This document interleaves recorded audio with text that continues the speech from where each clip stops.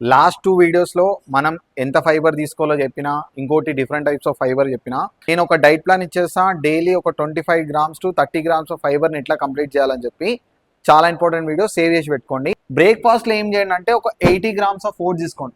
లేదు మాకు ఓట్స్ అలవాటు లేదనుకో రాగి ఇడ్లీ, రాగి dosa or millet idli, millet dosa కూడా తీసుకోవచ్చు. లేదు మేము బేసిక్గా south Indian breakfast idli, dosa, upma తీసుకుంటున్నాం అనుకోండి, దాంతోపాటు ఒక గోవా తీసుకోండి, జామకాయ. దీంట్లో సాల్యుబుల్, ఇన్సాల్యుబుల్ ఫైబర్స్ రెండు ఉంటాయి. నెక్స్ట్ లంచ్కి వచ్చేసరికి బ్రౌన్ రైస్ ప్లస్ వెజ్జీస్. లేదు బ్రౌన్ రైస్ అలవాటు లేకపోతే రోటీ అయినా తీసుకోవచ్చు ప్లస్ వెజ్జీస్. రోటీ కూడా అలవాటు లేదు అనుకోండి, బేసిక్ వైట్ రైస్, దాంతోపాటు చెన్నా, రాజ్మా, దాల్ ఇవి కూడా యాడ్ చేసుకోవచ్చు. దీంతో పాటు వెజ్జీస్ నేను ఒక 4-5 ఆప్షన్స్ ఇస్తా. Cabbage, carrot, beans, spinach and capsicum. ఒక 150 to 200 గ్రామ్స్ తీసుకోండి.